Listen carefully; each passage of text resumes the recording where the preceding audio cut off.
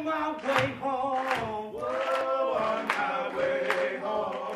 The MAC is a godsend. There are some really powerful individuals here. The MAC has, for some time, and particularly under Gary's recent leadership, been a national player. On my way home. The one thing that keeps the whole MAC enterprise together is the sense that we need to help people build their spirit. Sometimes we have to look to the hills, from which cometh our help. Is on the Pharaoh, and I know he watches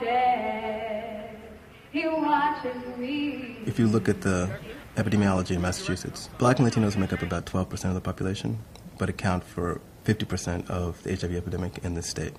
And that translates into many people, most people in communities of color, Black and Latino folks, knowing someone living with HIV and having someone infected in their families or among their close circle of friends.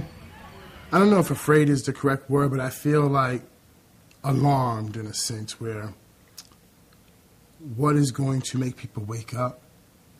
What is going to make people think? It's only been in the last few years, really, in the last 5 to 10 years, I think that it's really hit home to community leaders, ministers, political leaders, that this epidemic has found its way deep, deep into Black and Latino communities. I work with MSMs of color, men that have sex with men, who may identify as either gay, bisexual, or this overused term, DL, down low. STD, it could be a fear of getting an STD or HIV.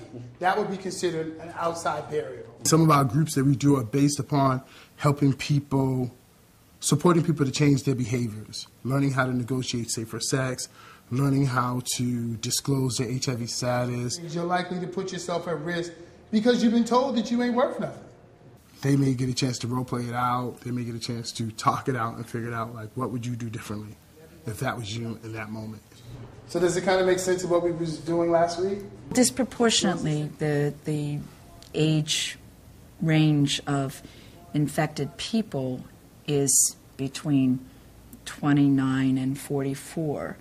The age range of infection is between 16 and 35. We are distorting the opportunities for a generation. I had a partner who died at 25. So that's the beginning of most people's lives, 25 years old. You know, here it is, I'm burying my partner. He was from a church family. So he didn't tell no one. He didn't tell myself. He didn't tell me until he was on his deathbed. So it was very, you know, I said, I'm going to go get tested. He said, I think you should. And I got tested and I came back positive. From that moment on, I made a promise that I was going to do whatever I could as a human being so someone else wouldn't be infected. I could see at times how it hits people personally here, the frustration that people endure to make a difference. But I think ultimately that the group of folks here are committed to making a difference, a real difference. My name is Hilda Bellamy, and I'm a health system navigator. I go around and talk to people about HIV and AIDS and try to get them tested. It's something like building a relationship first. I want to talk to you about HIV and AIDS. Is it okay? One of our programs, we engage people from the community to go out and work within their social networks to identify people that they know are at risk and get them to come to testing, and then get them connected to care. And it's been very, very successful. And I think what we found is that is the model that's going to work in this community. You know, when I was out here, that's what I used all kind of excuses I can use. But the main thing was I was shooting drugs, I was getting high, I was right up on this street here, I was tripping. I have to let them know I've been where you are now.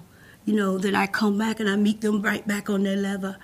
Because I've been, by the grace of God, I've been clean for 16 years. You know, and I want to just tell you, and like I tell all the women of color, when I meet you, we don't have to do this, you know? We're talking about people who are at risk from injecting drugs or having unsafe sex. And it's fairly logical that if you find someone who has HIV and you ask them who are the people around you that might be at risk, they're going to know who the people they are that they've had sexual relations with or that they use drugs with. Sometimes it takes like a day to build a relationship with them, and like the second day, I go back, and then I would say, okay, we make plans to go to the clinic, Commerce Square Clinic, to be tested. We can have all the ads on buses and all the commercials in the world, but it's one-on-one, person-to-person, people being sought out. At the MAP program, we still have help. There's still help for you if you ever need help, Michelle. Okay. Anytime. Okay. It's a ripple effect. I think that's the only way we're going to win this thing. Everybody wants to eat. Everybody needs to eat. So food is a very good incentive in getting people to at least come and talk to you. And also share your name.